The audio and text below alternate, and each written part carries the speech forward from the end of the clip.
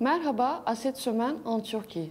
C'est un retournement de situation qui semble se profiler en Libye. Le gouvernement d'union nationale, appuyé par Ankara, gagne de terrain.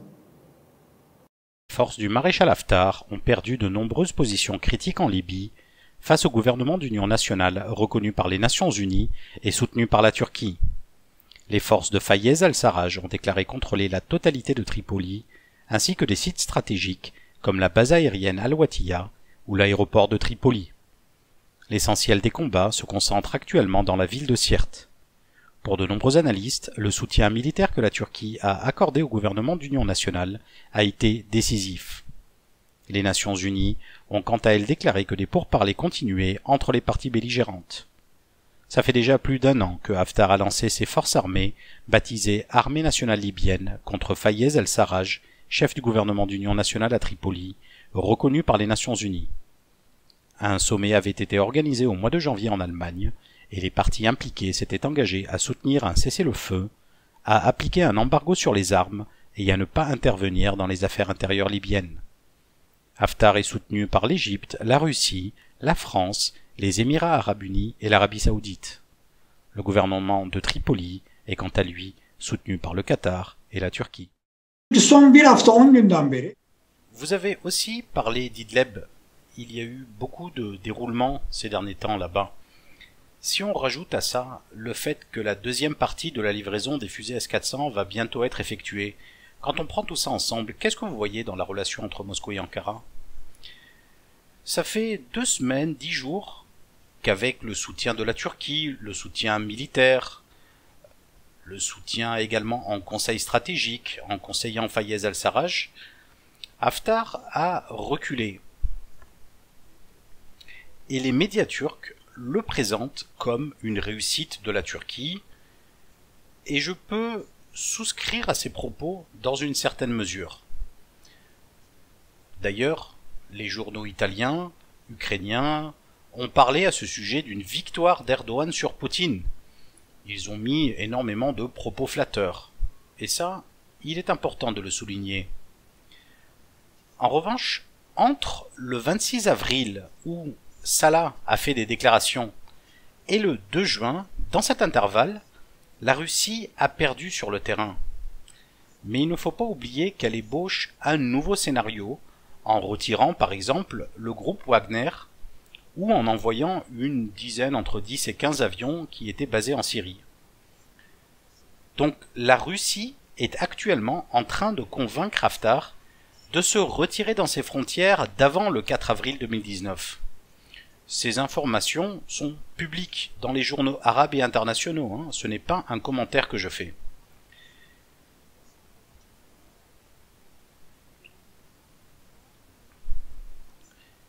Et comme d'habitude, la Turquie essaye d'utiliser, comme toujours, ce succès militaire sur le terrain, elle essaie de l'utiliser comme matériau de politique intérieure.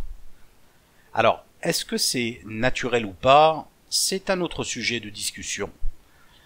Mais en tout cas, une chose est sûre, c'est qu'il y a une victoire nette de l'armée turque sur le terrain. Ici, voilà ce que les Russes pensent faire.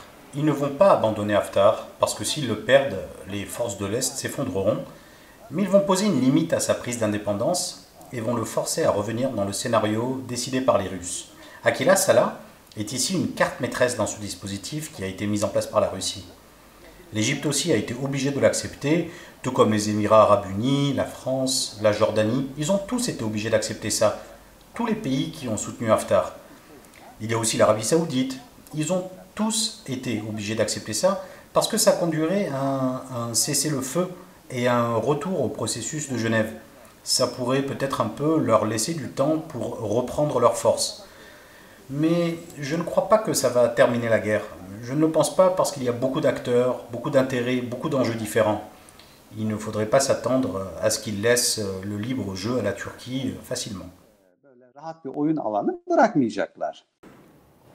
Les nouveaux partis issus de l'AKP n'ont pas pu exister médiatiquement durant l'épidémie du coronavirus.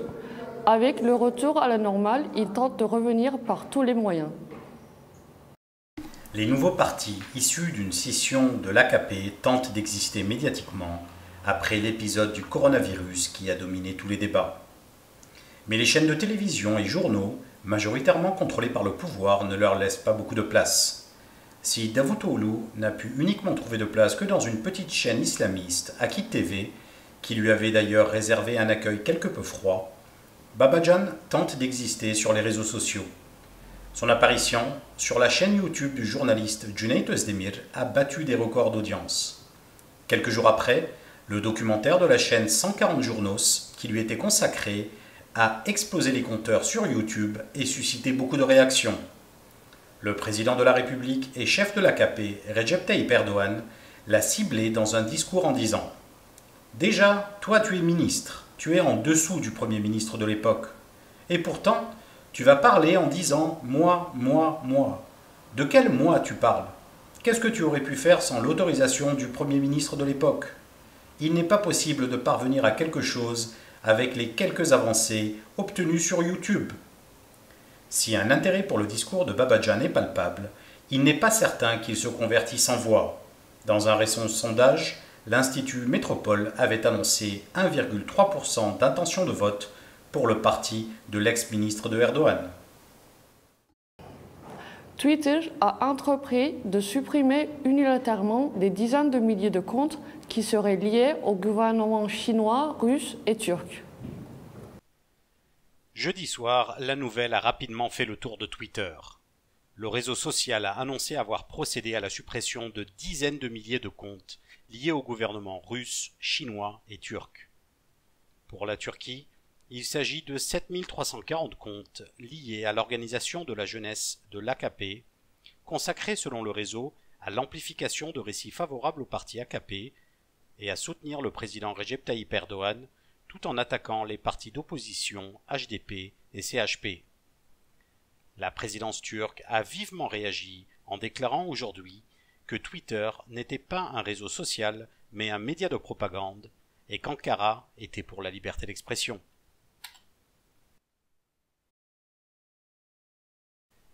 Avec la suppression de ces 7300 comptes, et encore, on n'a pas beaucoup de détails sur ces suppressions, ce que je veux dire par là, c'est que les noms de ces comptes ne sont pas publiés, donc on ne peut pas savoir leur lien avec le reste des autres comptes trolls, ni leur degré de proximité avec les autres partis politiques, ou le degré de leur engagement politique. En un deuxième temps, on ne peut pas non plus savoir si ce sont des comptes qui étaient actifs aujourd'hui, parce que les tweets étaient un peu anciens. On dirait que Twitter a choisi une cible plutôt facile, un réseau de trolls plutôt inactif aujourd'hui. Pour employer une métaphore footballistique, il a shooté et marqué devant un but vide, même si je pense que malgré tout, ça va extrêmement déranger le gouvernement. L'AKP veut restaurer le Hagia Sophia en mosquée. Hagia Sophia est la musée la plus visitée de la Turquie actuellement. Le moment choisi était symbolique. Le 29 mai, lors des cérémonies de commémoration de la prise ottomane de Constantinople, la sourate Al-Fat, signifiant la victoire éclatante, a été récitée dans l'enceinte de Sainte-Sophie. Le débat a immédiatement repris, avec comme idée la reprise des activités cultuelles de Sainte-Sophie en tant que mosquée, aujourd'hui utilisée comme musée. La Grèce n'a pas manqué de réagir en déclarant que réciter une prière au sein de l'ancienne basilique, transformée en mosquée par Mehmet II, était une insulte faite aux sentiments religieux des chrétiens. Le ministre des Affaires étrangères, Mevlut Çavuşoğlu, est apparu à la télévision. Il a dit à ce sujet « Sainte-Sophie n'est absolument pas un sujet de discussion internationale. C'est un sujet de souveraineté nationale. » Le président et chef de l'AKP, Recep Tayyip Erdoğan, a déclaré attendre les conclusions du Conseil d'État saisi à ce sujet.